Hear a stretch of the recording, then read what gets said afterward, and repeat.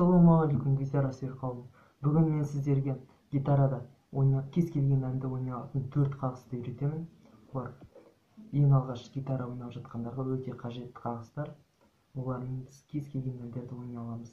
Бірінші қағыс 4 қағыс деп аталады.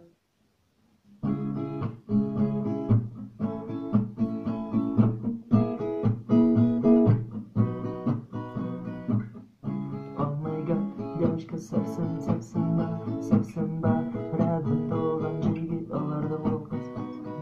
Как будто мен оған внимание жоқ, как будто оған не надо любовь. Но моя боль знает по-любому, тем жаман болады стопудом. Немесе бір ауылдың гүлі ұшқан жастар еді, бәріміз бір жолын бастап еді, бәріміз де жазылмаған дастар.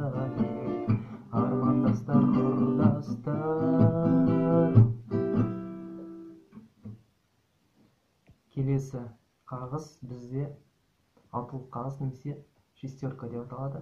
Онымен де көптеген әндер ойнауға болады.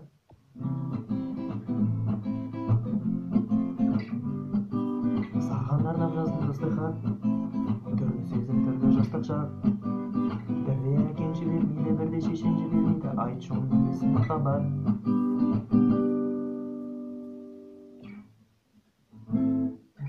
Есіңе мені аларсың бағым, алаңдап жүрген кезімде мұңды, жалғаннан іздеп табарсың жаным, жауапсыз қалған сезімдерімді. Ал үшінші қағыс бізде восьмерка немесе сегіздік деп аталады. Онымен мынандай әндер орындауға болады.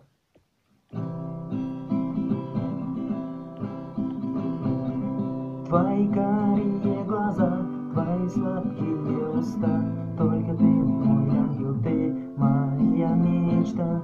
Буду я тебя любить, сердце бережно хранить, целый мир готов тебе я подарить. Сүйемін сені, жаным сүйемін сені, мөлдір көзіңді, тәтті сөзіңді. Сүйемін сені, жаным сүйемін сені, махаббат неге сонша қинады мені. Ал келесі қағыс, төртінші соңғы қағыс клубтық қағыс, яғни клубтық әндерді орындаса болады. Мысалы, сені мен көрген сайын, как будто тебя знаю, жақындап танысам десем орысшалай не знаю. Это та музыка, моя детка, которая душевно шығады редко. Ты свет, луч, который мне тепло дарит, қалғандар фонарик. Кете береді. Осындай көптеген әндерді ойнауға болады. Орысшада әндері мысалы: Мы с тобой звездопад, 2 билета на паром, танцевали до утра под неоновым дождем. Көптеген әндерді орындаса алады. Және мысалы: Словно мотив от безумного джина, твой перегар аромат никотина. Я твой герой, ты моя героиня, мне нужна, ты моя половина моя.